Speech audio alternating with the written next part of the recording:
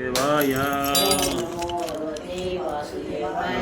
ओम नमो भगवते वासुदेवाय ओम नमो भगवते वासुदेवाय ओम नमो भगवते वासुदेवाय ओम नमो भगवते वासुदेवाय नारायणं नमस्कृत्यं नारायणं नमस्कृत्यं नरं चैव नरोत्तमं देवीं सरस्वतीं व्यासं देवी सरस्वती व्यासं ततो जयमुदीरये नष्टप्रायेषु अभद्रेषु नित्यं भागवत सेवया भगवते उत्तमश्लोके भक्तिर्भवति नैष्टिके रीडिंग फ्रॉम श्रीमद् भागवतम स्कंद 7 अध्याय ಏಳನೇ ಕಂಡ ಅಧ್ಯಾಯ 7 ಶ್ಲೋಕ ನಂಬರ್ 44 ಕರೆಕ್ಟ್ 44 44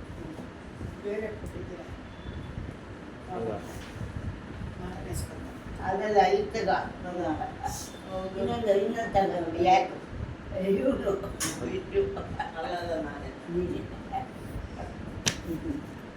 ಸಾರಹಸ್ಯ ಧನುವೇದಃ ಸಾರಹಸ್ಯ ಧನುವೇದಃ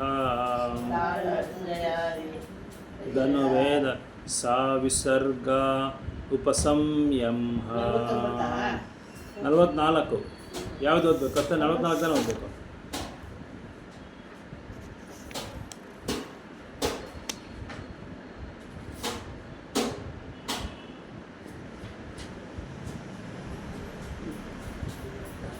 ಆಗೋಯ್ತಾ 44 ಅಲ್ಲ 44 ಆಗೋಯ್ತಾ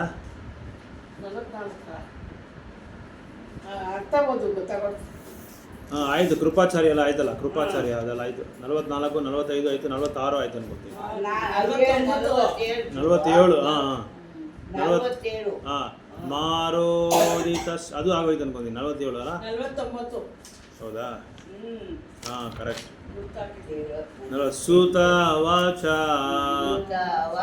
ಧರ್ಮ್ಯಾಂ ನ್ಯಾಯಾಂ ಸಾ ಕರುಣಾಂ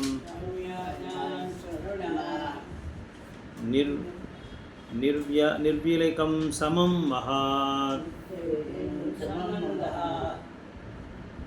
ನಿರ್ವ್ಯಾಲಿಕಂ ಸಮಂ ಮಹಾತ್ ರಾಜಧರ್ಮೋ ಸುತೋ ರಾಜಜ್ಞಾ ರಾಜಧರ್ಮ ಸುತೋ ರಾಜನ್ಯಾ ಪ್ರತ್ಯಾನಂದಾದ್ವಾಚಾ ದ್ವಿಜಃ ನಂದಾವಾಚೋ ದ್ವಿಜಃ ಪ್ರತ್ಯಾನಂದಾದ್ವಾಚೋ ದ್ವಿಜಃ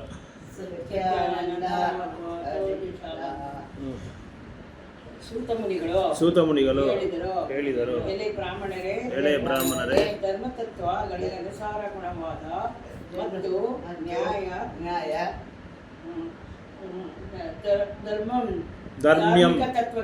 ಧಾರ್ಮಿಕ ತತ್ವಗಳಿಗೆ ಅನುಸಾರವಾದ ನ್ಯಾಯ ಸಪೂರ್ಣಂ ಕರುಣಿತವಾದ ಧರ್ಮದಲ್ಲಿ ವಂಚನೆ ಇಲ್ಲದೆ ಸಮನಾದ ಮಹನಿತ್ವವಾದ ರಾಜನಾದ ಧರ್ಮಸ್ಥಃ ಯಮಧರ್ಮನ ಮಗನು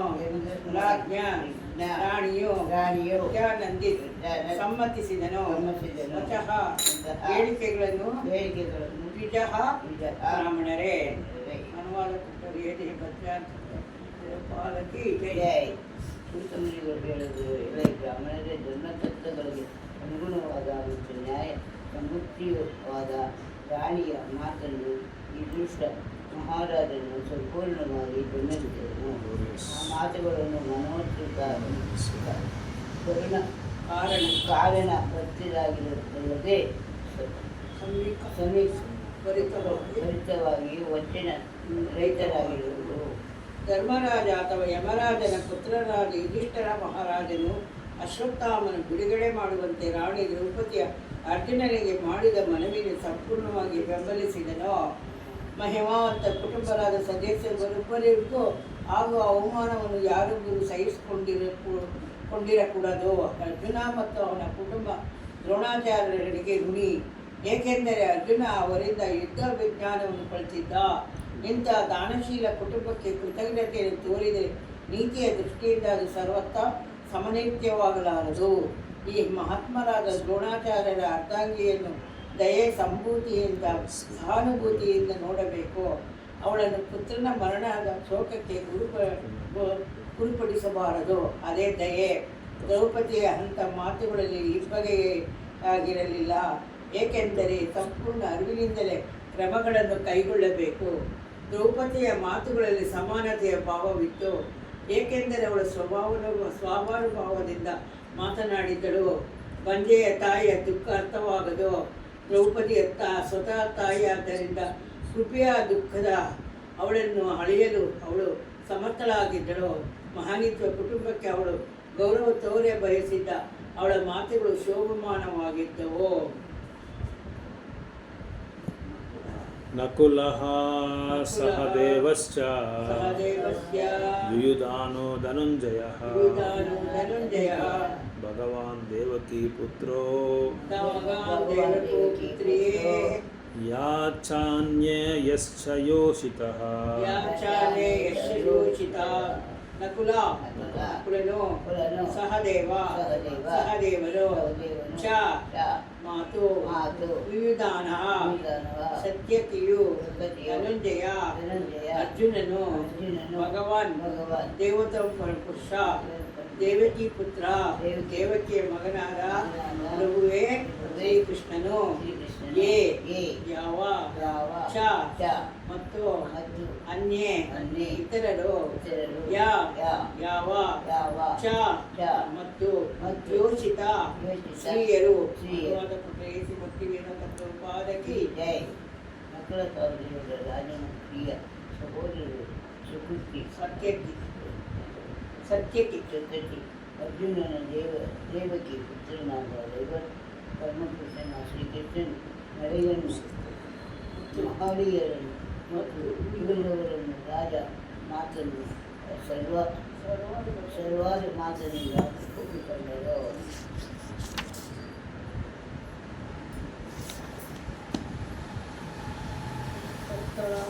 ತತ್ರ ಅಮೃಷಿತೋ ಭೀಮಾ ಅಮರ್ಷಿತ ತತ್ರ ಅಮರ್ಷಿತಃ ಭೀಮಃ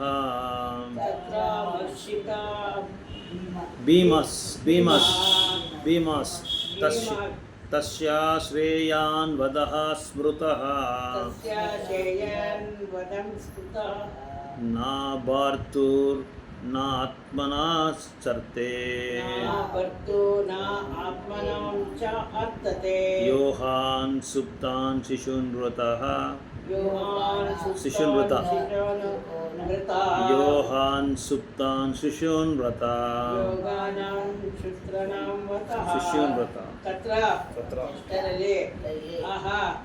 ಹೇಳಿದನು ಅಮರ್ಷಿತ ಕೋಪದ ಭಾವಲ್ಲಿ ಭೀಮನು ತಸ್ಯ ಅವನು ಶ್ರೇಯನ್ ಅಂತಿಮ ಹಿತ ವದಃ ಕೊಲೆ ಸ್ಮೃತಃ ಹೇಳಲಾಗಿದೆ. ನ ಅಲ್ಲ ಭರ್ತ ಸ್ವಾಮಿಯು ನ ಅಲ್ಲ ಆತ್ಮನ ತನ್ನ ಚ ಮತ್ತು ಅರ್ಥಯೇ ಹಿತಕ್ಕಾಗಿ ಯಾರು ಅಹನ್ ಕೊಂದನು ಸುಲ್ತಾನ್ ನಿದ್ರಿಸಿದ ಶಿಶುನಾನ್ ಮಕ್ಕಳನ್ನು ಉದ್ದೇಶವಿಲ್ಲ. ಅನುವಾದ ಕೊಟ್ಟ ದೇಸಿ ಭಕ್ತಿ ವೇದಾಂತ ಪ್ರಭುಪಾದಕಿ ಭೀಮ ಇದನ್ನು ಬರಲಿಲ್ಲ. ತನ್ನ ಅಂತಹ ಒಡೆಯನ ಯಾವ ತನ್ನ ಅಥವಾ ಯಾವ ಹಿತಶಕ್ತಿಯೂ ಇಲ್ಲದೆ ಯಾವ ಉದ್ದೇಶವೂ ಇಲ್ಲದೆ ಕೋಪಭಾವದಲ್ಲಿ ಮಲಗಿದ್ದ ಮಕ್ಕಳನ್ನು ಕೊಂದ ಅಪರಾಧಿಗೆ ಮರಣ ದಂಡನೆ ಆಗಬೇಕು ಎಂದು ಅವನು ಹೇಳಿದನು. disagreed with them.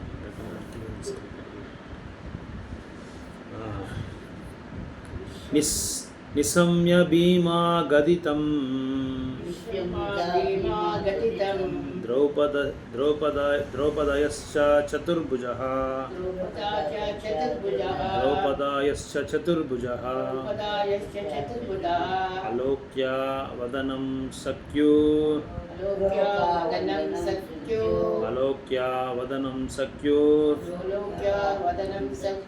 इदम् आसीनिव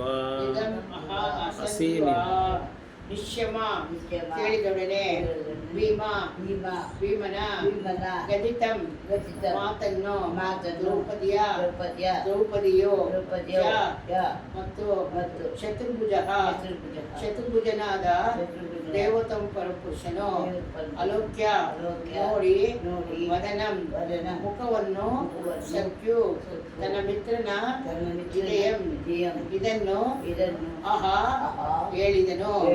ಅಸನ್ ಮುಗುಳ್ನಗುವನು ಇವ ಎಂಬಂತೆ. ಅನುವಾದ ಕೊಟ್ಟು ರೇಸಿ ಬರ್ತೀವಿ ನಮ್ಮ ಪ್ರಭುಪಾದಕ್ಕೆ ಮತ್ತಿತರ ಮಾತುಗಳನ್ನು ಆರೈಸಿದ ಬಳಿಕ ಚತುರ್ಭುಜಗಳಲ್ಲಿ ಅಥವಾ ದೈವತ್ನ ಪರಪುತ್ರನ ತನ್ನ ಆಪ್ತಮಿತ್ರನ ಅರ್ಜುನನ ಮುಖವನ್ನು ಮುಟ್ಟಿಸಿದನು ಮತ್ತು ನಗುನುಗುತ್ತಾ ಮಾತನಾಡಲು ಆರಂಭಿಸಿದನು. ಭಗವಾನ್ ಶ್ರೀಕೃಷ್ಣನ 2 ಭುಜಗಳಿದ್ದವು ಮತ್ತು ಅವನನ್ನು ಏಕೆ ಚತುರ್ಭುಜನೆಂದು ನಿರ್ಧರಿಸಲಾಗಿದೆ ಎಂಬುದಕ್ಕೆ ಶ್ರೀಧರ ಸ್ವಾಮಿಗಳು ವಿವರಣೆ ನೀಡಿದ್ದಾರೆ. ಅಶ್ವತ್ಥಾಮನಿಗೆ ಮರಣಶಿಕ್ಷೆ ವಿಧಿಸುವ ವಿಷಯದಲ್ಲಿ ದ್ರೌಪದಿ ಮತ್ತು ಭೀಮ ಭಿನ್ನಾಭಿಪ್ರಾಯ ಹೊಂದಿದ್ದರು. ಅವನ ತಕ್ಷಣ ಮರಣಕ್ಕೆ ಗುರುಪಡಿಸಬೇಕೆಂದು ಭೀಮನ ಅಭಿಲಾಷೆಯಾದರೆ ದ್ರೌಪದಿ ಅವನನ್ನು ಪಾರು ಮಾಡಬಯಸಿದಳು. ಭೀಮ ಅವನನ್ನು ಸಾಯಿಸಲು ಸಿದ್ಧನಿದ್ದನು. ದ್ರೌಪದಿಗೆ ಅದನ್ನು ಅಡ್ಡಿಯಾಗಿದ್ದಳು ಎಂಬುದನ್ನು ನಾವು ಊಹಿಸಬಹುದು. ಇವರಿಬ್ಬರೂ ತಡೆಯಲು ಭಗವಾನ್ ಶ್ರೀಕೃಷ್ಣನು 12 ಬಾಹುಗಳನ್ನು ಪ್ರಕಟಿಸಿದನು. ಮೂಲತಃ ಆದಿಪುರುಷ ಶ್ರೀಕೃಷ್ಣನು 2 ಭುಜಗಳನ್ನು ಪ್ರಕಟಿಸಿರುತ್ತಾನೆ. ಆದರೆ ಅವನು ನಾರಾಯಣ ರೂಪಿಯಾಗಿ 4 ಭುಜಗಳನ್ನು ಪ್ರಕಟಿಸುತ್ತಾನೆ. ನಾರಾಯಣ ರೂಪದಲ್ಲಿ ಅವನು ತನ್ನ ಭಕ್ತರೊಂದಿಗೆ ವೈಕುಂಠದ ಲೋಕದಲ್ಲಿರುತ್ತಾನೆ. ತನ್ನ ಮೂಲ ಶ್ರೀಕೃಷ್ಣನ ರೂಪದಲ್ಲಿ ಅವನು ಆಧ್ಯಾತ್ಮಿಕ ಆಕಾಶದಲ್ಲಿ ವೈಕುಂಠ ಲೋಕದ ಅತಿ ದೂರದಲ್ಲಿರುವ ಕೃಷ್ಣಲೋಕದಲ್ಲಿ ವಾಸಿಸುತ್ತಾನೆ. ಆದ್ದರಿಂದ ಶ್ರೀಕೃಷ್ಣನ ಚತುರ್ಭುಜನೆಂದು ಕರೆಯುವುದರಲ್ಲಿ ವಿನೋದಾಭ್ಯಾಸವೇನೂ ಇಲ್ಲ.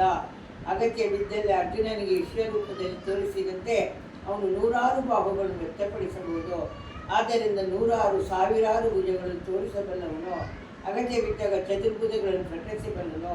ಅಶ್ವತ್ಥಾಮನಿಗೆ ಏನು ಮಾಡಬೇಕೆಂದ ಅರ್ಜುನ ದಿಕ್ಕು ಕಾಣದಂಥವನಾಗಿ ಅರ್ಜುನನ ಆಪ್ತಮಿತ್ರನಾದ ಶ್ರೀಕೃಷ್ಣನು ಪರಿಹಾರ ಒದಗಿಸುವ ಸ್ವಯಂ ಪ್ರೇರಣೆಯಿಂದ ವಿಷಯವನ್ನು ಎತ್ತಿಕೊಂಡನು ಮತ್ತು ಅವನನ್ನು ನಸುನಗು ಬೀರುತ್ತಿದ್ದನು.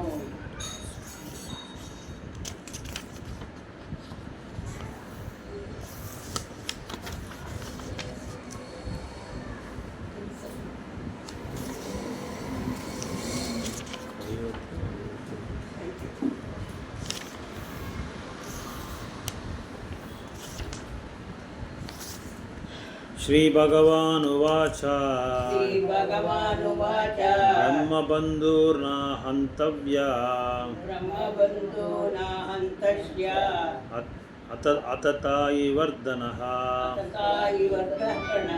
आततायि वदर्हनः मयिवो भयं मम्नतम् माया इवो भयमाम्नतम्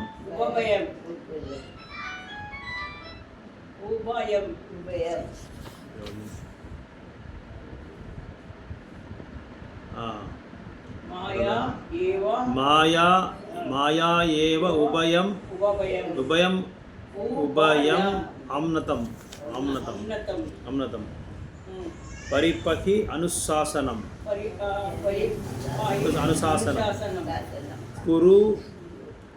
कुरु प्रतिश्रुतं सत्यम् यत् संतव्यत प्रियम्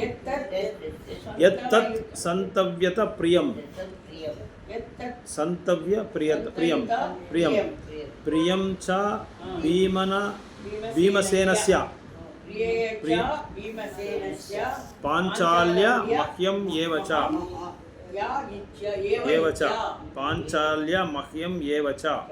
ಏವ ಚ ಶ್ರೀ ಭಗವಾನ್ ದೇವತಮ ಪುರುಷ ಉವಾಚ ಹೇಳಿದನು, ಬ್ರಹ್ಮ ಬಂದು ಬ್ರಾಹ್ಮಣನ ಸಂಬಂಧಿಯು ನಾ ಹತ್ಯವ ಕೊಲ್ಲತಕ್ಕವನಲ್ಲ, ಆತ ತಾಯಿ ಆಕ್ರಮಣಕಾರಿಯು ವರ್ಧಹಪರ್ಣ ಕೊಲ್ಲಲು ಯೋಗ್ಯನು, ಮಾಯಾ ನನ್ನಿಂದ ಏವ ನಿಶ್ಚಿತವಾಗಿ ಉಭಯಂ ಎರಡು ಆಮ್ನತಂ ಅಧಿಕೃತ ನಿಯಮಗಳ ಪ್ರಕಾರವಾಗಿ ವಿವರಿಸಲ್ಪಟ್ಟಿವೆ.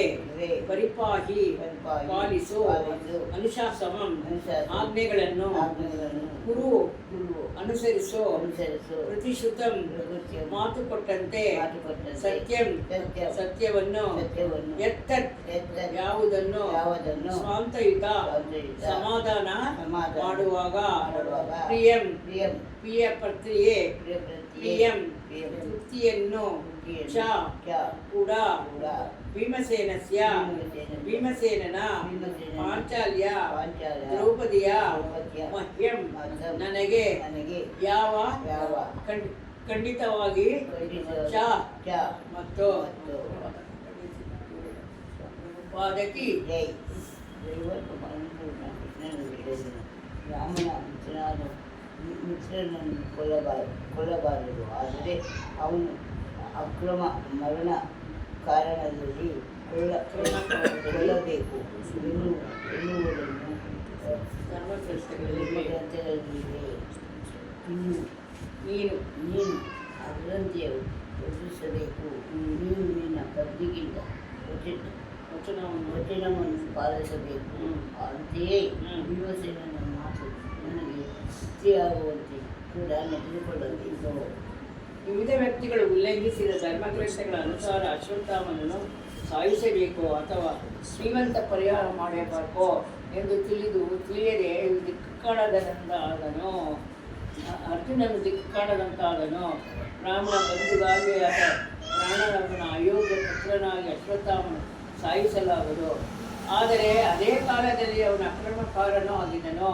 ಮನುಸ್ಮೃತಿ ಪ್ರಕಾರ ಆಕ್ರಮಣಕಾರನ ಅವನು ಬ್ರಾಹ್ಮಣನಾಗಿದ್ದರೂ ಸಾಯಿಸಬೇಕು. ಇನ್ನು ಬ್ರಾಹ್ಮಣ ಅಯೋಗ್ಯ ಪುತ್ರನ ಬಗ್ಗೆ ಹೇಳುವುದೇನಿದೆ? ಸಾಯಿಸಬೇಕು. ದ್ರೋಣಾಚಾರ್ಯರು ವಲಶಾ ನಿರ್ಜಾತದಲ್ಲಿ ಖಂಡಿತವಾಗಿ ಬ್ರಾಹ್ಮಣರಾಗಿದ್ದರು. ಆದರೆ ರಣರಂಗದಲ್ಲಿ ನಿಂತ ಶಸ್ತ್ರವಿಲ್ಲದೆ ಹೋರಾಟಕ್ಕೆ ನಿಂತಿದ್ದನು. ನಿಯಮವೆಂದರೆ ಶಾಸ್ತ್ರಸ್ಯ ಅಥವಾ ರಥವಿಲ್ಲದೆ ಆಕ್ರಮಣಕಾರನು ಕೊಲ್ಲಬಾರದು.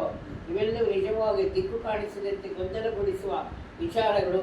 ಜೊತೆಗೆ ಅರ್ಜುನನು ದ್ರೌಪದಿಗೆ ನೀಡಿದ ವಚನಗಳನ್ನು ಪಾಲಿಸಿ ಅವಳನ್ನು ಸಂತೈಸಬೇಕು. ಅಂತೆಯೇ ಅವನು ಅಶ್ವತ್ಥಾಮನನ್ನು ಹತ್ಯೆಗೈಯುವಂತೆ ಸಲಹೆ ಮಾಡಿದ ಭೀಮ ಮತ್ತು ಕೃಷ್ಣರನ್ನು ತೃಪ್ತಿಗೊಳಿಸಬೇಕಿತ್ತು. ಇದು ಅರ್ಜುನನ ಮುಂದಿದ್ದ ಉಭಯ ಸಂಕಟ. ಅದಕ್ಕೆ ಶ್ರೀಕೃಷ್ಣ ಪರಿಹಾರ ನೀಡಿದನು. ಓಂ ಅಜ್ಞಾನತಿಮಿರಂಧಸ್ಯ ಜ್ಞಾನಾಂಜನ ಶಲಾಕಯ ಚಕ್ಷುರುನ್ಮಿಲಿತಂ ಯೇನ ತಸ್ಮೈ ಶ್ರೀ ಗುರುವೇ ನಮಃ. ವಾಂಛಾಕಲ್ಪತರುಭ್ಯಶ್ಚ ಕೃಪಾ ಸಿಂಧುಭ್ಯೇವ ಚ ಪತಿತಾನಾಂ ಪಾವನೇಭ್ಯೋ ವೈಷ್ಣವೇಭ್ಯೋ ನಮೋ ನಮಃ. ಜೈ ಶ್ರೀ ಕೃಷ್ಣ ಚೈತನ್ಯ ಪ್ರಭು ನಿತ್ಯಾನಂದ ಶ್ರೀ ಅದ್ವೈತ ಗದಾಧರ ಶ್ರೀವಾಸಾದಿ ಹರೇ ಕೃಷ್ಣ ಕೃಷ್ಣ ಕೃಷ್ಣ ಹರೇ ಹರೇ ರಾಮ ಸೊ ಇಲ್ಲಿ ಅರ್ಜುನನ ಒಂದು ಸಂದರ್ಭ, ಅವನ ಒಂದು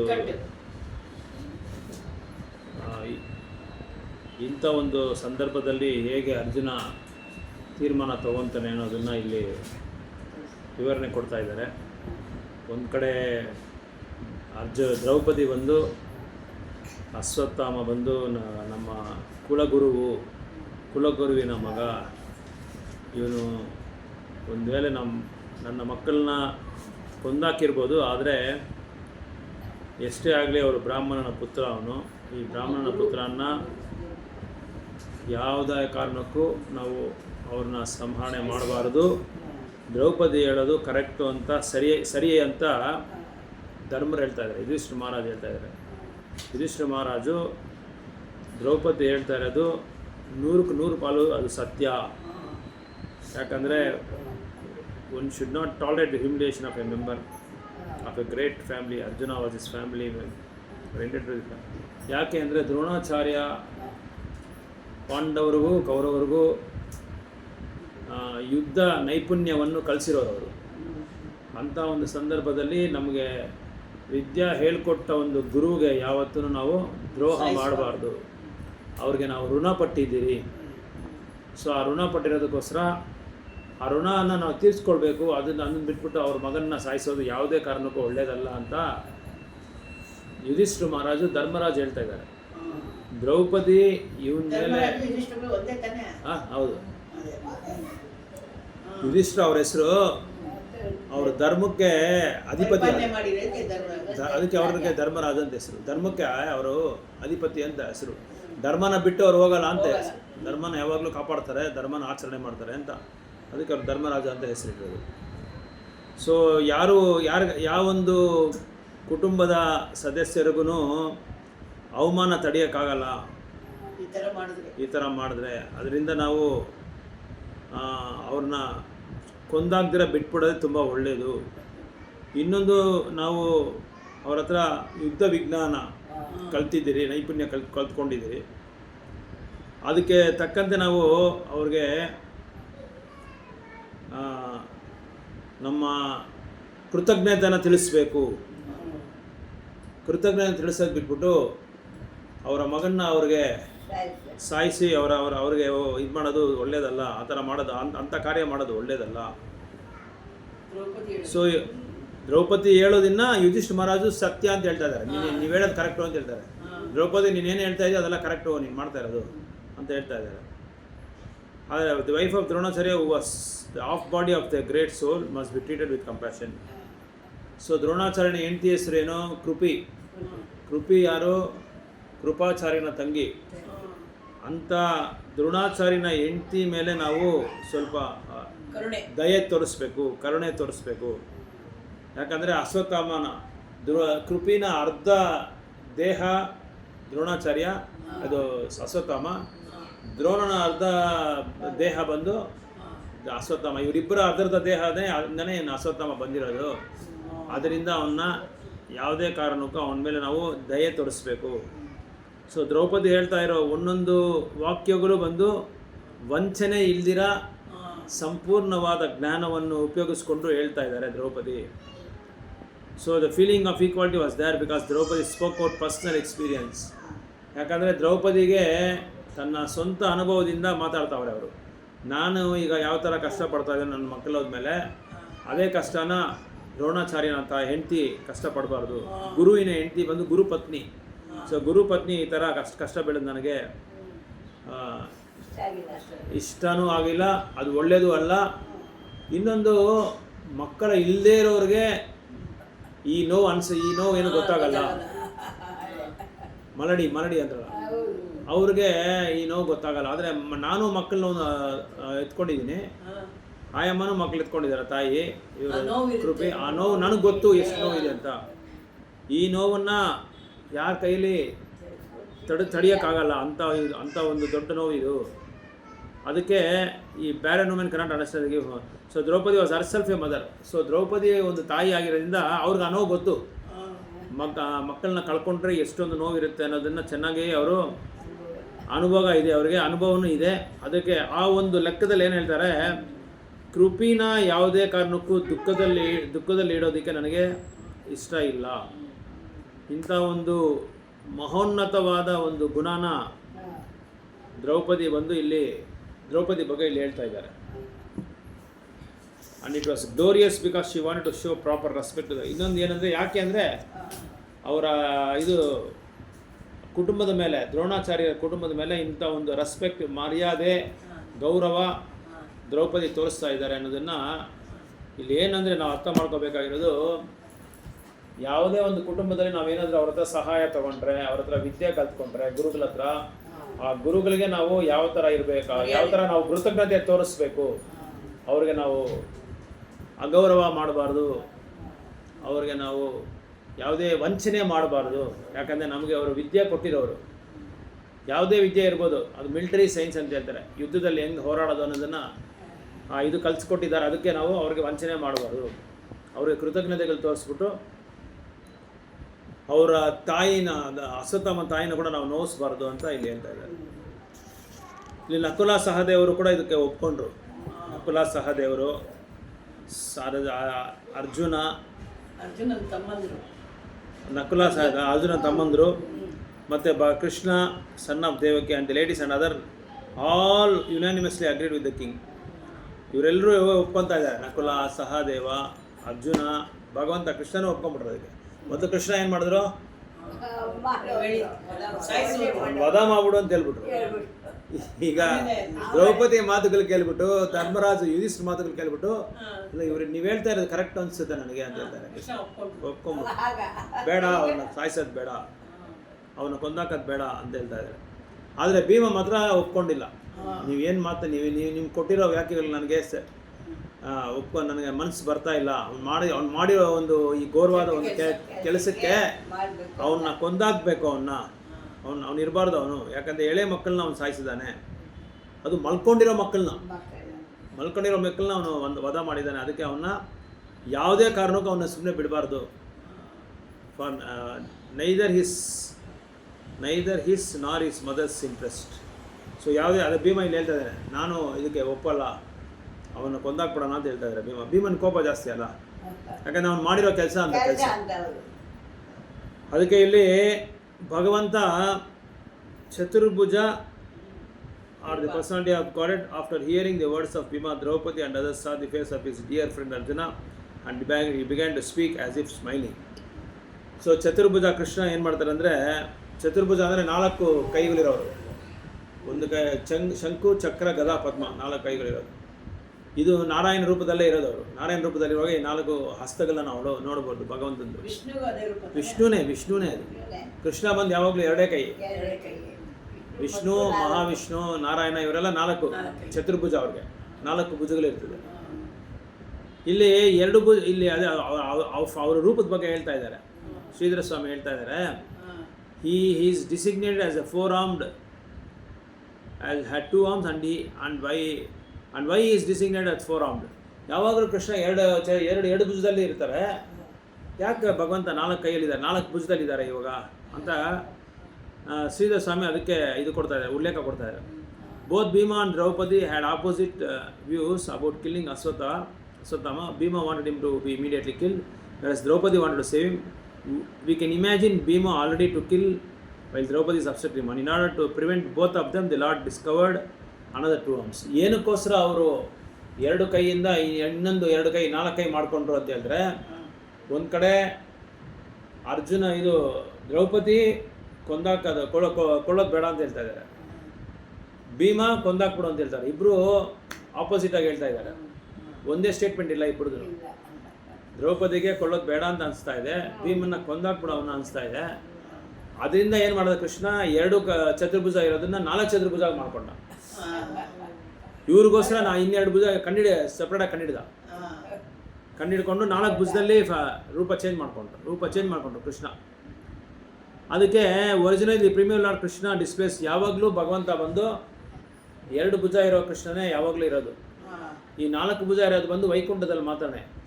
2 ಭುಜ ಇರೋದು ಬಂದು ವೈಕುಂಠದಲ್ಲಿ ಉತ್ತಮವಾದ ಲೋಕ ಇದೆ, ಗೋಲೋಕ ವೃಂದಾವನ. ಅಲ್ಲಿ ಮಾತ್ರನೇ ಕೃಷ್ಣ ಬಂದು 2 ಚತುರ್ಭುಜದಲ್ಲಿ ಇರೋದು. ಅದ್ರ ಬಗ್ಗೆ ಇಲ್ಲಿ ಹೇಳ್ತಾ ಇದ್ದಾರೆ.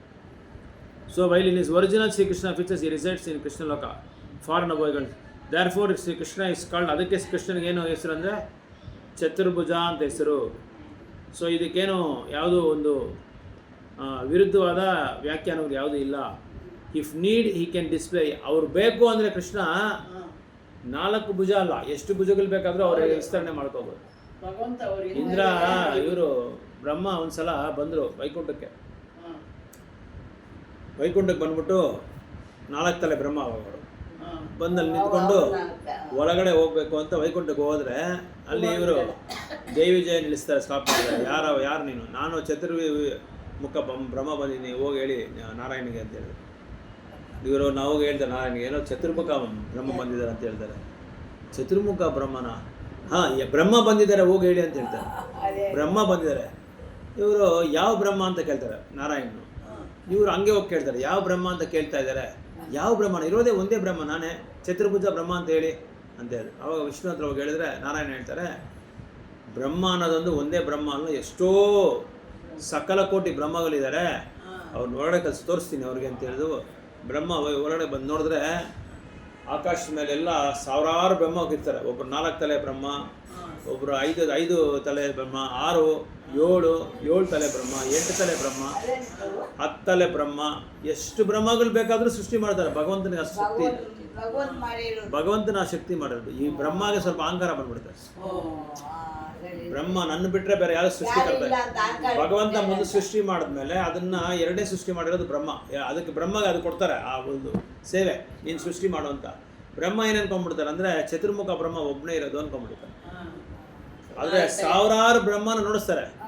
ಸಾವಿರಾರು ಬ್ರಹ್ಮ ಹಂಸ ಮೇಲೆ ಕೂತ್ಕೊಂಡು ನೋಡಿಸ್ಬಿಟ್ಟು ಬ್ರಹ್ಮಗೆ ತಲೆ ಸುತ್ತಬಿಡುತ್ತೆ ಈ ಚತುರ್ಮುಖ ಬ್ರಹ್ಮ. ಓ ಏನಪ್ಪ ಇಷ್ಟೊಂದು ಬ್ರಹ್ಮಗಳಿದ್ದಾರೆ, ನಾನು ಒಬ್ಬನೇ ಅಂತ ತಿಳ್ಕೊಂಡೆ. ಅದಕ್ಕೆ ಭಗವಂತ ಅವ್ರಿಗೆ ಗುಣಪಾಠ ಹೇಳ್ಕೊಡ್ತಾರೆ. ಅಹಂಕಾರ ಪಡಬಾರ್ದು, ಯಾವತ್ತೂ ಕೊಟ್ಟಿರೋ ಸೇವೆನ ನ್ಯಾಯವಾಗಿ ಕರೆಕ್ಟಾಗಿ ಮಾಡಬೇಕು. ನಾನೇ ಬ್ರಹ್ಮ, ನಾನೇ ಸೃಷ್ಟಿಕರ್ತ, ನಾನೇ ಎಲ್ಲರಿಗೂ ಒಡೆಯ ಅಂತ ನೀವು ಯಾವತ್ತೂ ತಿಳ್ಕೋಬಾರ್ದು ಅಂತೇಳಿ ಅವ್ರಿಗೆ ಪಾಠ ಹೇಳ್ಕೊಡೋದಕ್ಕೆ ನಾರಾಯಣ ಏನು ಮಾಡಿದ್ರು, ಎಲ್ಲ ಬ್ರಹ್ಮನ ಸೃಷ್ಟಿ ಮಾಡಿದ್ರು. ಭಗವಂತ ಬೇಕಾದ್ರೆ ಏನು ಬೇಕಾದ್ರೂ ಮಾಡ್ಬೋದು. 1000 ಬ್ರಹ್ಮನನ್ನು ಸೃಷ್ಟಿ ಮಾಡ್ಬೋದು, ಲಕ್ಷಾಂತರ ಬ್ರಹ್ಮನ ಸೃಷ್ಟಿ ಮಾಡ್ಬೋದು. ಸೊ ಆ ಥರ ಅವ್ರಿಗೆ ಆ ಶಕ್ತಿ ಇದೆ ಭಗವಂತ ವಿಷ್ಣುಗೆ. ಸೊ ಇಲ್ಲಿ ಅರ್ಜುನ ಗೊಂದಲಲ್ಲಿದ್ದಾನೆ, ಏನು ಮಾಡೋದು ಅಂತ ಗೊತ್ತಿಲ್ಲ. ಅಶ್ವತ್ಥಾಮನ ವಿಷಯದಲ್ಲಿ ಏನು ಮಾಡಬೇಕು ಅಂತಲೇ ಗೊತ್ತಿಲ್ಲದ್ರೆ ಇರುವಾಗ ಭಗವಂತ ಕೃಷ್ಣ ಅವನಿಗೆ ಪ್ರಿಯವಾದ ಸ್ನೇಹಿತನಲ್ಲ, ಅವರು ಏನು ಮಾಡಿದ್ರು, ಈ ಒಂದು ಸಮಸ್ಯೆನ ಅವರು ಬಗೆಹರಿಸ್ಕೊಳ್ಳೋದಕ್ಕೆ ಶುರು ಮಾಡಿಕೊಂಡ್ರು, ಪ್ರಯತ್ನ ಪಟ್ಟರು. ಅವರೇ ವಾಲಂಟ್ರಿಯಾಗಿ ಬಂದರು. ಅರ್ಜುನ ಕೃಷ್ಣ ಬಂದು ಇರಪ್ಪ ನೀನು ಸ್ವಲ್ಪ ವೆಯ್ಟ್ ಮಾಡು, ನಾನೇ ಸ್ವಲ್ಪ ಯೋಚನೆ ಮಾಡ್ತೀನಿ ಅಂತ ಹೇಳಿ ಆ ಒಂದು ಇದನ್ನು ಟೇಕಪ್ ಮಾಡಿಕೊಂಡ್ರು. ಆ ಸಮಸ್ಯೆನ ಟೇಕಪ್ ಮಾಡ್ಕೊಂಡ್ಮೇಲೆ ಕೃಷ್ಣ ಹೇಳ್ತಾ ಇದ್ದಾರೆ, ಇವರು friend of Brahmana is not to be killed. ಬ್ರಾಹ್ಮಣ ಸ್ನೇಹಿತ ಬಂದು ಯಾವತ್ತೂ ಅವ್ರನ್ನ ಕೊಡಬಾರ್ದು. ಇನ್ನೊಂದು ಇದರಲ್ಲಿ ಇದು ಕೋಣದಲ್ಲಿ ನೋಡಿದ್ರೆ ಇವರು ಒಬ್ಬ ಅಕ್ರಮಕಾರನ ಏನು ಮಾಡೋ ಸ್ಕ್ರಿಪ್ಚರ್ಸ್ ಏನಿದೆ, ಶಾಸ್ತ್ರದಲ್ಲಿ ಏನಿದ್ದಾರೆ, ಕೊಂದಾಕ್ಬಿಡು ಅಂತ ಹೇಳಿದ್ದಾರೆ. ಸೊ ಇವಾಗ ಯಾವ ಥರ ಇದನ್ನು ತೀರ್ಮಾನ ತೊಗೊಳ್ಳೋದು ಅಂತಲೇ ಅರ್ಥ ಆಗ್ತಾ ಇಲ್ಲ. ಒಂದು ಕಡೆ ನೀನು ನಿನ್ನ ಹೆಂಡತಿ ಕೊಟ್ಟಿರೋ ಮಾತನ್ನು ನೀನು ನೆರವೇರಿಸಬೇಕು. ಏನಂತ ಕೊಟ್ಟಿದ್ದೆ ಮಾತು, ನೀನು ಅಶ್ವತ್ಥಾಮನ್ನ ಕೊಂದಾಕಿ ಅವನ ತಲೆ ಮೇಲೆ ನಿಂತ್ಕೊಂಡು ನೀನು ಸ್ನಾನ ಮಾಡಬೇಕು ಅಂತ ಶಪಥ ಹಾಕಿದ್ಯಾ. ಶಪಥ ಹಾಕಿ ನಿನ್ನ ಹೆಂಡತಿಗೆ ಮಾತು ಕೊಟ್ಟಿದ್ಯಾ. ನಿನ್ನ ಹೆಂಡತಿಗೆ ಮಾತು ಕೊಟ್ಮೇಲೆ, ಕ್ಷತ್ರಿಯ ಒಂದು ಮಾತು ಕೊಟ್ಮೇಲೆ ಅದನ್ನು ಪಾಲಿಸ್ಬೇಕು. ಈ ಕಡೆ ಇನ್ನೊಂದು ಕಡೆ ಏನಂದರೆ ಭೀಮಸೇನನಿಗೂ ಸಂತೋಷ ಮಾಡಬೇಕು, ಭೀಮನ ಹೇಳಿದಿನೂ ಸಂತೋಷ ಮಾಡಬೇಕು. ಈಗ ದ್ರೌಪದಿ ಮಾತು ಇದು ಮಾಡೋದ, ಭೀಮನ್ ಮಾತು ಕೇಳೋದ, ಇಲ್ಲ ಯಾರ ಮಾತು ಕೇಳೋದು ಅಂತ ನನಗೆ ಗೊತ್ತಿಲ್ಲ. ಅದಕ್ಕೆ ಅರ್ಜುನ ಬಂದು ಒಂದೇ ಕನ್ಫ್ಯೂಸಲ್ಲಿರುವಾಗ ಅಶ್ವತ್ಥಾಮ ಏನು ತಲೆ ಸುತ್ತಲ್ಲ, ಅವ್ರಿಗೆ ಏನು ಮಾಡೋದಂತ ಗೊತ್ತಿಲ್ಲ, ಯೋಚನೆ ಬಂದ್ಬಿಟ್ಟಿದೆ. ಏನು ಕೊಂದಾಕ ಇವನ್ನ ಅಶ್ವತ್ಥಾಮನ್ನ ವಧ ಮಾಡೋದ, ಇಲ್ಲ ಸುಮ್ಮನೆ ಬಿಟ್ಬಿಡೋದ. ಭೀಮ ಕೊಂದಾಕು ಅಂತಾನೆ, ದ್ರೌಪದಿ ಬೇಡ ಅಂತಾರೆ. ಅರ್ಜುನ, ನಕುಲ ಸಹದೇವರು, ಅರ್ಜುನ ಎಲ್ಲಾನು ಓಕೆ ರೈಟ್, ನೀವು ಹೇಳಿದಂಗೆ ದ್ರೌಪದಿ ಹೇಳಿದ್ದು ಕರೆಕ್ಟು ಅಂತ ಹೇಳ್ತಾರೆ ಧರ್ಮರಾಜು. ಏನು ಮಾಡೋದು ಅಂತ ಅರ್ಥ ಆಗ್ತಾ ಇಲ್ಲ. ಆವಾಗ ಇಂಥ ಒಂದು ಗೊಂದಲವಾದ ಒಂದು ಸಮಯದಲ್ಲಿರುವಾಗ Ashwatthama was to be killed as well as spared according to different scriptures cited by different persons. As a Brahma Bandhu or a worthless son of Brahmana, Ashwatthama was not to be killed, but he was at the same time an aggressor also. ಒಂದು ಕಡೆ ನೋಡಿದ್ರೆ ಬ್ರಾಹ್ಮಣನ ಕೊಂದಾಕಬಾರ್ದು, ಬ್ರಾಹ್ಮಣ ಕೊಡಬಾರ್ದು, ಯಾಕಂದರೆ ರಕ್ಷಣೆ ಕೊಡಬೇಕು ಬ್ರಾಹ್ಮಣನಿಗೆ. 5 ವಿಧವಾದ ಜನಗಳಿಗೆ ನಾವು ರಕ್ಷಣೆ ಕೊಡಬೇಕು ಸಮಾಜದಲ್ಲಿ. ಎಲ್ಲರೂ ಹೆಣ್ಮಕ್ಳಿಗೆ, ವಯಸ್ಸಾದವ್ರಿಗೆ, ಮಕ್ಕಳಿಗೆ, ಹಸುಗೆ, ಮತ್ತು ಇನ್ನೊಂದು ಭೂಮಿ ತಾಯಿಗೆ ಅನ್ಕೊತೀನಿ, ಯಾರೋ ಇನ್ನೊಬ್ರು ಗುರು ಪತ್ನಿಗೆ ಏನೋ ಗೊತ್ತಾಗ. ಈ 5 ಜನಕ್ಕೆ ನಾವು ರಕ್ಷಣೆ ಕೊಡಬೇಕು. ವಯಸ್ಸಾದವ್ರಿಗೆ, ಹೆಣ್ಮಕ್ಳಿಗೆ, ಸ್ತ್ರೀಗಳಿಗೆ, ಮತ್ತು ಮಕ್ಕಳಿಗೆ, ಮತ್ತು ಈ ಹಸುಗೆ, ಇನ್ನೊಂದು ಇದೆ, ಅವರು ಇಂಥವ್ರಿಗೆಲ್ಲ ನಾವು ಸಂರಕ್ಷಣೆ ಕೊಡಬೇಕು. ಇವ್ರಿಗೆ ಸಂರಕ್ಷಣೆ ಕೊಡ್ದಿರ ಇರಬಾರ್ದು. ಸಮಾಜ ಒಂದು ಗೌರ್ಮೆಂಟ್ ಇದೆ ಅಂತ ಹೇಳಿದ್ರೆ ಇವ್ರಿಗೆಲ್ಲ ನಾವು ಅವ್ರಿಗೆ ರಕ್ಷಣೆ ಕೊಡಬೇಕು. ಅದು ಸರ್ಕಾರದ ಕರ್ತವ್ಯ. ವುಮೆನ್, ಚಿಲ್ಡ್ರನ್ಸ್, ಓಲ್ಡ್ ಮೆನ್, ಯಾರನ್ನ ಬಿಟ್ಟಿರೋದು ನಾನು ಬ್ರಾಹ್ಮಣರಿಗೂ ರಕ್ಷಣೆ ಕೊಡಬೇಕು. ಯಾಕಂದರೆ ಬ್ರಾಹ್ಮಣ ನಮಗೆ ಗ್ರಂಥಗಳ ಬಗ್ಗೆ ಹೇಳ್ತಾರೆ, ನಮ್ಗೆ ಒಳ್ಳೆ ದಾರಿ ತೋರಿಸ್ತಾರೆ. ನಮಗೆ ವೇದಶಾಸ್ತ್ರಗಳನ್ನ ಓದ್ಬಿಟ್ಟು ನಮಗೆ ಒಳ್ಳೆ ದಾರಿ ತೋರಿಸ್ತಾರೆ. ಅದೇ ಥರ ಹಸುನ ನಾವು ಇದು ಮಾಡಬೇಕು. ಯಾಕಂದರೆ ಹಸು ನಮಗೆ ಹಾಲು ಕೊಡುತ್ತೆ, ನಮಗೆ ತಾಯಿ ಥರ ಅದು ಹಸು. ಅದರಿಂದ ಹಸು ಬಂದು ನಮಗೆ ಇನ್ನೊಂದು ವ್ಯವಸಾಯ ಮಾಡ್ಬೋದು. ಇದರಿಂದ ಹಸುಗಳನ್ನ ಯಾವತ್ತೂ ನಾವು ಬಂದು ಅದರಿಂದ ಎಷ್ಟೋ ಆಹಾರಗಳು ನಾವು ತೊಗೊತಾ ಇದ್ದೀವಿ. ಹಾಲು, ತುಪ್ಪ, ಆಮೇಲೆ ನಮ್ಮ ಬ್ರೈನ್ ಬಂದು ಇದಾಗುತ್ತೆ, ಟಿಶ್ಯೂಸ್, ನಮ್ಮ ಬ್ರೈನಲ್ಲಿರೋ ಟಿಶ್ಯೂಸ್ ಎಲ್ಲ ಚೆನ್ನಾಗಿ ಬೆಳೀತದೆ, ಒಳ್ಳೆ ನಾಲೆಡ್ಜ್ ಬರುತ್ತೆ ಅದು ಹಾಲು ಕುಡಿಯೋದ್ರಿಂದ. ಮತ್ತು ಯಂಗ್ಸ್ಟರ್ನ ಯಾವಾಗ್ಲೂ ಸಂರಕ್ಷಣೆ ಯಾಕೆ ಕೊಡಬೇಕಂದ್ರೆ ಅವ್ರ ಪತಿವ್ರತೆನ ಥರ ನಾವು ಕಾಪಾಡಬೇಕು. ಅವ್ರು ಅವ್ರು ಎಷ್ಟು ಪತಿವ್ರತೆಯಾಗಿ ಇರ್ತಾರೋ ಆವಾಗ ಸಮಾಜದಲ್ಲಿ ಯಾವುದೇ ಒಂದು ಕಳಂಕ ಬರಲ್ಲ ಅಂತ ಹೇಳ್ತಾರೆ. ಅದಕ್ಕೆ ಆ ಕಾಲದಲ್ಲಿ ಹೆಣ್ಮಕ್ಳನ್ನ ಹೊರಗಡೆ ಯಾಕೆ ಕಳಿಸ್ತಾ ಇಲ್ಲ ಅಂದರೆ ಇದೇ ಕಾರಣ. 6 ಗಂಟೆ ಆದರೆ ಅವರು ಹೊರಗಡೆ ಹೋಗ್ಬಾರ್ದು, ಮನೆ ಒಳಗಡೆ ಇರಬೇಕು. ಮನೆಯಲ್ಲಿ ಒಂದು ಗೃಹಿಣಿ ಥರ ಅವರು ಮಕ್ಕಳನ್ನ ನೋಡ್ಕೊಬೇಕು, ಅವರ ಧರ್ಮಪತಿನ ನೋಡ್ಕೊಬೇಕು, ಒಳ್ಳೆ ವೇದಾಭ್ಯಾಸ ಕೊಡಬೇಕು ಮಕ್ಕಳಿಗೆ. ಯಾವುದೇ ಒಂದು ಕಳಂಕ, ಅವ್ರ ಪತಿವ್ರತೆಗೆ ಯಾವುದೇ ಒಂದು ಕಳಂಕ ಬರಬಾರ್ದು. ಆಮೇಲೆ ವಯಸ್ಸಾದವ್ರನ್ನ ಯಾಕೆ ನಾವು ಅವ್ರು ಸಾಯೋವರೆಗೂ ಅವ್ರನ್ನ ನೋಡ್ಕೊಬೇಕು ಅಂತ ಹೇಳಿದ್ರೆ, ಮನೆಯಲ್ಲಿ ಒಳ್ಳೇದು ಕೆಟ್ಟದ್ದು ಹೇಳ್ಕೊಡೋದು ಅವರೇ ನಮಗೆ, ಹಿರಿಯರು, ದೊಡ್ಡವರು. ಈ ಕಾಲದಲ್ಲಿ ಏನು ಮಾಡ್ತಾರೆ ಅಂದರೆ ವಯಸ್ಸಾದವ್ರು ಇರಬಾರ್ದು. ಆ ಥರ ಇಲ್ಲ ಅಂದರೆ ನಾನು ಮದುವೆ ಮಾಡ್ಕೊತೀನಿ ಅಂತ ಇವಾಗ ಹುಡುಗಿರೇ ಹೇಳ್ತಾವ್ರೆ. ವಯಸ್ಸಾದವ್ರು ಇಲ್ಲದೆ ನಾನು ಮದುವೆ ಮಾಡ್ಕೊತೀನಿ. ಅವ್ರಿಗೆ ರಾಹು ಕೇತು ಅಂತ ಹೆಸರಿಟ್ಬಿಟ್ಟಿದ್ದಾರೆ. ಅವರಿದ್ರೆ ಏನೋ ಪ್ರಾಬ್ಲಮ್, ಸಮಸ್ಯೆ ನಮಗೆ. ಆದರೆ ಅವರಿದ್ರೆ ಒಳ್ಳೇದು ನಮ್ಗೆ. ಯಾಕಂದರೆ ಇದು ಒಳ್ಳೇದಪ್ಪ, ಇದು ಕೆಟ್ಟದ್ದು, ಈ ಥರ ಮಾಡಬೇಕು, ಈ ಥರ ನಾವು ನಮ್ಮ ಸಂಪ್ರದಾಯದಲ್ಲಿ ಈ ಥರ ಇದೆ ಅಂತ ಅವ್ರು ಹೇಳ್ಕೊಡ್ತಾರೆ. ಸೊ ಈಗ ಅವ್ರು ಮಾಡೋ ಕೆಲಸ ಅವ್ರು ಮಾಡಲ್ಲ, ದೊಡ್ಡವ್ರು ಮಾಡೋ ಕೆಲಸ ಅವ್ರು ಮಾಡೋಕ್ಕಾಗಲ್ಲ. ಇವಾಗ ಎಷ್ಟೇ ವಯಸ್ಸಾದ್ರೂ ಮಾಡ್ತಾರೆ. ಹೌದು, ಅವ್ರಿಗೆ ಆ ಕರ್ತವ್ಯ ಅಂತಿದೆ, ತನ್ನ ಮನೆ ಅಂತ ಇದೆ, ತನ್ನ ಮನೆ ಒಂದು ಭಗವಂತನ ಆಲಯ ಥರ ನೋಡ್ಕೊಳ್ಳೋರೆಲ್ಲ ಇದ್ದಾರೆ.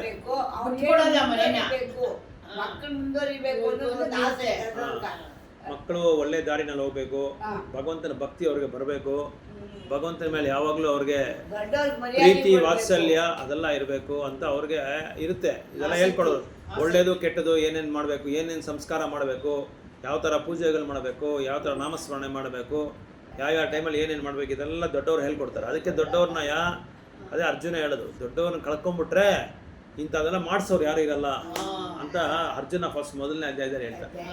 ಆದರೆ ಕೃಷ್ಣ ಹೇಳಿದ್ದು, ನೀನು ಯುದ್ಧ ಮಾಡು, ಇದ್ರ ಬಗ್ಗೆ ನಿನಗೆ ಇದ್ರ ಬಗ್ಗೆ ಎಲ್ಲ ನೀನು ತಲೆ ಕೆಡಿಸ್ಕೋಬೇಡ, ನಾನು ನೋಡ್ಕೊತೀನಿ, ನಾನು ಹೇಳಿದ್ದು ಮಾಡು ಅಂತ ಹೇಳ್ತಾರೆ ಕೃಷ್ಣ.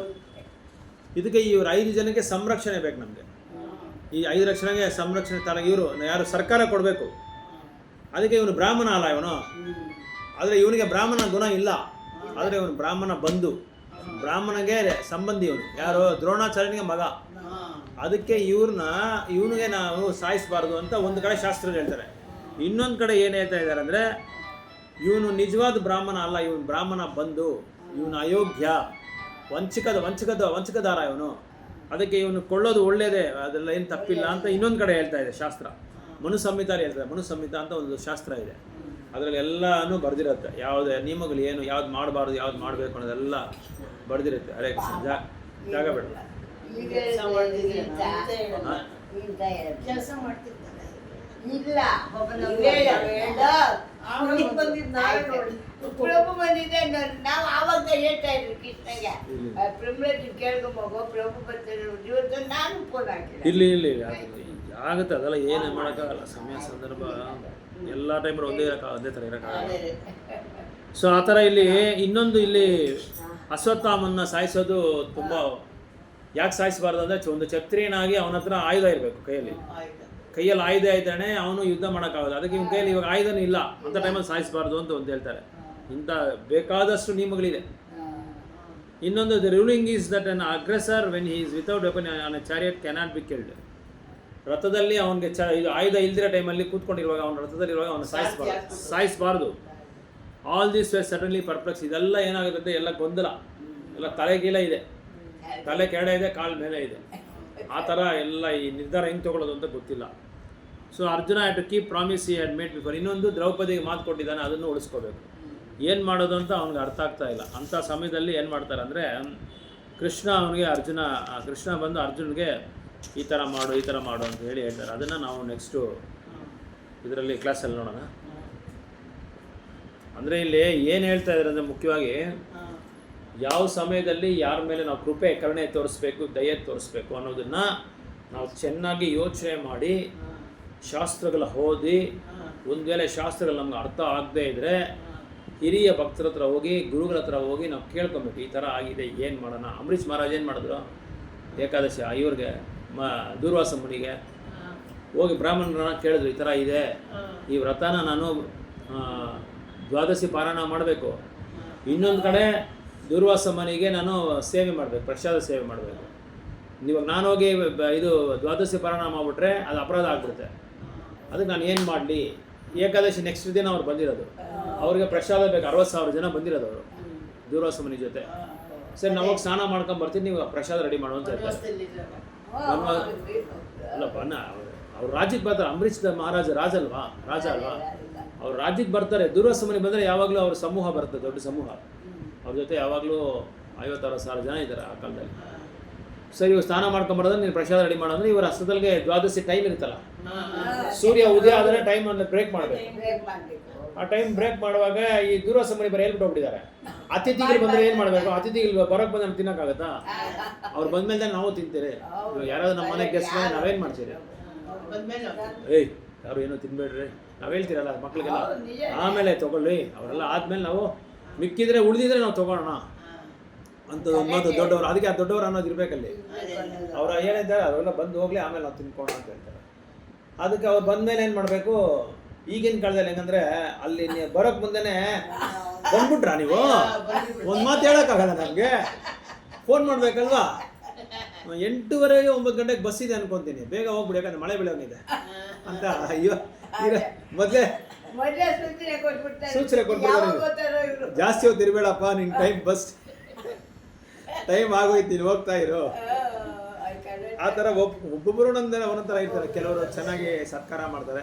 ಆದರೆ ಶಾಸ್ತ್ರದಲ್ಲಿ ಏನು ಹೇಳಿದ್ದಾರೆ ಅಂದರೆ, ಒಂದು ನಿಜವಾದ ಗೃಹಸ್ಥ ಅವನು ವಿರೋಧಿ ಬಂದರೂ ಕೂಡ ಅವನ ಒಳಗೆ ಕರಿಬೇಕಂತ. ಅವನ ಒಳಗೆ ಕರೆದು ಕೂರಿಸಿ ಅವನಿಗೊಂದು ಗ್ಲಾಸ್ ನೀರು ಕೊಟ್ಬಿಟ್ಟು, ಅದೇ ಕಲಿಯುಗದಲ್ಲಿ ಹುಷಾರಾಗಿರ್ಬೇಕು. ಯಾರು ಹೆಂಗಿರ್ತಾರೆ ಹೇಳೋಕ್ಕಾಗಲ್ಲ, ಎಚ್ಚರಿಕೆ ಆಗಿರಬೇಕು.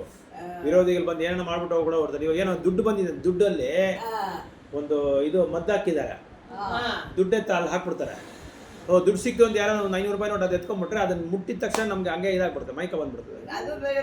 ಅದು ಬೇರೆ ಬಂದಿದೆ. ಅದಕ್ಕೆ ನಾವು ಕಲಿಯುಗದಲ್ಲಿ ಎಚ್ಚರಿಕೆ ಆಗಿರಬೇಕು. ಎಲ್ಲರಿಗೂ ದುಡ್ಡು ಅಂದ್ರೆ ಇಷ್ಟ ಅಲ್ಲ. ಯಾವುದೋ ಒಂದು 500 ರೂಪಾಯಿ ಇದು ಫೋನ್ ರೀಚಾರ್ಜ್, ಟೆಲಿಫೋನ್ ರೀಚಾರ್ಜ್ಗೋ ಏನಕ್ಕೋ ಒಂದು ಆಯ್ತು ಅಂತ ಎತ್ಕೊಂಡ್ಬಿಟ್ಟು ಅರ್ಧ ಗ್ಯಾಸ್ ಸಿಲಿಂಡರ್ ಬಂತು ಅಂತ ಎತ್ಕೊಂಡು ಹಾಕೊಂಡ್ಬಿಟ್ರೆ ಅವ್ನು ಹಂಗೆ ತಲೆ ಸುತ್ತ ಬಿದ್ದೋಗ್ಬಿಟ್ರೆ ಅವ್ನು ಹಂಗೆ ಅವನ ಹತ್ರ ಇರೋ ದುಡ್ಡುಗಳೆಲ್ಲ ಹೊಡ್ಕೊಂಡು ಹೋಗ್ಬಿಡೋದು, ಇಲ್ಲ ಗಾಡಿ ಹೊಡ್ಕೊಂಡು ಹೋಗ್ಬಿಡೋದು, ಇಲ್ಲ ಮೊಬೈಲ್ ಹೊಡ್ಕೊಂಡು ಹೋಗ್ಬಿಡೋದು. ಹಾಂ ಸರ್, ನಡೀತಾ ಇರುತ್ತೆ ಅದೆಲ್ಲ. ಎಲ್ಲ ಅವ್ನ ಕರ್ಮ ಅಷ್ಟೇ. ಗಾಡಿ ಯಾವ್ದೋ ಗೊತ್ತಿಲ್ಲ, ಲಾಕ್ ಆಗಿರೋ ಗಾಡಿನೇ ಎತ್ಕೊಂಡು ಹೋಗ್ಬಿಟ್ರ, ಎಲ್ಲ ಎತ್ಕೊಂಡು ಬೇಕಾದ್ರೆ ಆ ಥರ ನಡೀತದೆ. ಅದಕ್ಕೆ ಸೊ ಈಗ ಏನಕ್ಕೆ ಹೇಳ್ತಾ ಇದೆ ಅಂದರೆ, ಯಾರಾದರೂ ಅತಿಥಿಗಳು ಬಂದರೆ ಆ ಅತಿಥಿಗಳಿಗೆ ನಾವು ನಮ್ಮ ಕೈಯಲ್ಲಿ ಏನಾಗುತ್ತೋ ನಮ್ಮ ಕೆಪಾಸಿಟಿ. ಅಂಬರೀಷ್ ಮಹಾರಾಜ್ ಏನು ಮಾಡಿದ್ರು ಅಂದರೆ, ಮಂತ್ರಿಗಳನ್ನೆಲ್ಲ ಕೇಳಿದ್ರು. ಮಂತ್ರಿಗಳು ಹೇಳಿದ್ರು, ನೀನು ನಿಯಮಗಳ ಪ್ರಕಾರ, ಧರ್ಮಶಾಸ್ತ್ರಗಳ ಪ್ರಕಾರ ನೀನು ಬ್ರೇಕ್ ಮಾಡಲೇಬೇಕು. ಅದಕ್ಕೆ ನೀನೇನು ಮಾಡ್ತೀಯಾ, ತುಳಸಿ ಜಲನ ತೊಗೊಂಡು ನೀನು ಬ್ರೇಕ್ ಮಾಡಿಬಿಡು. ನಿರ್ಜಲ ಅವಾಗ ಸೊ ತುಳಸಿ ಜಲನ ತೊಗೊಂಡು ಅವ್ರು ಬ್ರೇಕ್ ಮಾಡಿದ ತಕ್ಷಣ ದೂರ್ವಾಸ ಮುನಿಗೆ ಗೊತ್ತಾಗ್ಬಿಡುತ್ತೆ. ದೂರ್ವಾಸ ಮುನಿಗೆ ಗೊತ್ತಾಗ್ಬಿಟ್ಟು, ನನಗೆ ಗೊತ್ತಿಲ್ಲ ಇವನು ಬ್ರೇಕ್ ಮಾಡ್ಬಿಟ್ಟ ಅಂತ ಅಂತ ಅವರು ಜೋರಾಗಿ ತುಂಬ ಅವ್ರಿಗೆ ಕ್ರೋಧದಲ್ಲಿ ಬಂದು ಅವ್ರ ತಲೆಯಿಂದ ಒಂದು ಕೂದಲು ತೆಗೆದು ಒಂದು ರಾಕ್ಷಸನ ಸೃಷ್ಟಿ ಮಾಡಿದ್ರು. ಅಂಬರೀಷ್ ಮಹಾರಾಜನ ವಧ ಮಾಡ್ಬಿಡುತ್ತೆ. ಇದು 9ನೇ ಸ್ಕಂದದಲ್ಲಿ ಗೊತ್ತಲ್ಲ, ಬಂದಿದೆ. ಅದಕ್ಕೆ ಅವ್ರನ್ನ ಅಟ್ಟಿಸ್ಕೊಂಡು ಹೋಗ್ತಾರೆ ಅಂಬರೀಷ್ ಮಹಾರಾಜು ಭಗವಂತ ನಾಮ ಹೇಳ್ಕೊಂಡು ಹೋಗ್ತಾ ಇರ್ತಾರೆ. ಆವಾಗ ಏನಾಗುತ್ತೆ ಅಂದರೆ, ಕೃಷ್ಣನಿಗೆ ಗೊತ್ತಾಗಿ ಸುದರ್ಶನ ಚಕ್ರನ ಪ್ರಯೋಗ ಮಾಡಿದ್ರೆ, ಸುದರ್ಶನ ಚಕ್ರ ಇವನ್ನ ಅಟ್ಟಿಸ್ಕೊಂಡು ಹೋಗ್ತಾರೆ ದೂರ್ವಾಸ ಮುನಿ ಬ್ರಹ್ಮನವ್ ಕೇಳ್ತಾರೆ, ಶಿವನವ್ ಕೇಳ್ತಾರೆ, ನಮ್ಮ ಕೈಯಲ್ಲಿ ಸುದರ್ಶನ ಚಕ್ರನೆಲ್ಲ ಸ್ಟಾಪ್ ಮಾಡೋಕ್ಕಿಲ್ಲ, ನೀನು ವೈಕುಂಠಪತಿ ಹತ್ರ ನಾರಾಯಣ ಹತ್ರ ಹೋಗ್ಬಿಡು. ನಾರಾಯಣ ತಗೋದ್ರೆ ನಾರಾಯಣ ಏನಂದರೆ, ನಾನು ಸುದರ್ಶನ ಚಕ್ರ ಪ್ರಯೋಗ ಮಾಡೋದಷ್ಟೇ, ಅದು ಮತ್ತೆ ನನ್ನ ಕೈಗೆ ವಾಪಸ್ ಬರೋಲ್ಲ, ಅದು ಹಿಂದಕ್ಕೆ ಬರೋಲ್ಲ. ಅದು ಯಾರನ್ನ ವಧ ಮಾಡ್ಬೇಕು, ಅದು ವಾದ ಮಾಡಿಬಿಡುತ್ತೆ. ಅಂತ ಹೇಳುವಾಗ ನಾನೇನು ಮಾಡಲಿ ಈಗ ಅಂತ ವೈಕುಂಠ ನಾರಾಯಣ ಕೇಳಿದ್ರೆ ಅವಾಗ ಅವ್ರು ಹೇಳ್ತಾರೆ, ನೀನೇನು ಮಾಡಬೇಡ, ನೀನು ಯಾರು ಅಪರಾಧ ಮಾಡೋದು ಅವ್ರ ಕಾಲಲ್ಲಿ ಹೋಗಿ ಕ್ಷಮಾಪಣೆ ಕೇಳು. ಆವಾಗ ನಿನ್ನ ಅವರು ಯಾರು ಶುದ್ಧ ಭಕ್ತರು ಯಾರಿದಾರೋ ಅವ್ರು ಶುದ್ಧ ಭಕ್ತರು ಬಂದು ಸುದರ್ಶನ ಚಕ್ರಕ್ಕೆ ಇದು ಉತ್ತರ ಕೊಡ್ತಾರೆ, ಇದು ಆಜ್ಞೆ ಕೊಡ್ತಾರೆ, ಬಿಟ್ಬಿಡಪ್ಪ ಪರವಾಗಿಲ್ಲ ಇವರೇನು ಮಾಡಿಲ್ಲ ಅಂತ. ಆವಾಗ ಅದು ವಾಪಸ್ ಬರುತ್ತೆ, ಅದುವರೆಗೆ ಅದು ವಾಪಸ್ ಬರೋಲ್ಲ. ಯಾಕಂದರೆ ನಾನು ಭಕ್ತರ ಆಧೀನದಲ್ಲಿ ಇದ್ದೀನಿ, ನಾನು ನನ್ನ ಆಧೀನದಲ್ಲಿ ನಾನಿಲ್ಲ. ಭಕ್ತರು ಹೆಂಗೆ ಶುದ್ಧ ಭಕ್ತರು ಆಧೀನದಲ್ಲಿ ನಾನಿದ್ದೀನಿ, ಅವ್ರು ಹೇಳ್ದಂಗೆ ನಾನು ಕೇಳ್ತೀನಿ ಅಂತ ಹೇಳ್ತಾರೆ ಭಕ್ತ ವಿಷ್ಣು ನಾರಾಯಣ. ಆಮೇಲೆ ಅಂಬರೀಷ್ ಹತ್ರ ಹೋಗಿ ದುರ್ವಾಸ ಮನೆಗೆ ಕಾಲಿಟ್ಕೊಂಡ್ರೆ ಆತ ಅಂಬರೀಷ್ ಮಹಾರಾಜು ನಿಮ್ದೇನು ತಪ್ಪಿಲ್ಲ, ನಾನೇ ತಪ್ಪು ಮಾಡಿದೆ ಅಂತ ಅವ್ರ ಕಾಲ ಮೇಲೆ ಬೀಳ್ತಾರೆ. ಆಮೇಲೆ ಸುದರ್ಶನ ಚಕ್ರಕ್ಕೆ ಪ್ರಾರ್ಥನೆ ಮಾಡ್ತಾರೆ. ಸುದರ್ಶನ ಚಕ್ರ ಪ್ರಾರ್ಥನೆ ಮಾಡಿ ಸುದರ್ಶನ ಚಕ್ರ ವಾಪಸ್ ಹೋದ್ಮೇಲೆ ಆಮೇಲೆ ದುರ್ವಾಸ ಮನೆಗೆ ಅವ್ರಿಗೆ ಸಾಕ್ಷಾತ್ಕಾರ ಆಗಿದೆ, ನಾನು ಮಾಡಿದ ತಪ್ಪು ಇದು ಮಾಡಬಾರ್ದಾಯ್ತು ಅಂತ. ಈ ಥರ ನಮ್ಗೆ ಇಂಥ ಒಂದು ಸಿಚುವೇಶನಲ್ಲಿ ನಾವು ಯಾವ ಥರ ತೀರ್ಮಾನ ತಗೋಬೇಕು ಅನ್ನೋದನ್ನು ಭಗವಂತನ ಬಾಕಿರೋ ಶಾಸ್ತ್ರಗಳಲ್ಲಿ ನಾವು ಉಲ್ಲೇಖನ ನೋಡಬೇಕು. ಅಲ್ಲದಂತ ಅದು ಆಗದೆ ಅವರೊಂದು ಸಮಯದಲ್ಲಿ ಡಿವೋಟೀಸ್ನ ಭಕ್ತರ ಶುದ್ಧ ಭಕ್ತರನ್ನ ನಾವು ಹೋಗಿ ಕೇಳ್ಕೊಬೇಕು, ಈ ಥರ ಆಗಿದೆ, ಏನು ಮಾಡಬೇಕು, ಯಾವ ಥರ ಮಾಡಬೇಕು ಅಂತ ನಾವು ಕೇಳ್ಕೊಂಡು ವಿಚಾರಿಸ್ಕೊಂಡು ಆಮೇಲೆ ನಾವು ತೀರ್ಮಾನ ತಗೋಬೇಕು ಅನ್ನೋದನ್ನು ಇದರಲ್ಲಿ ಈ ಪಾಠದಲ್ಲಿ ಈ ಭಾಗವತಮ ನಮ್ಮ ಪಾಠ ಹೇಳ್ಕೊಡ್ತೀವಿ. ಹರೇ ಕೃಷ್ಣ.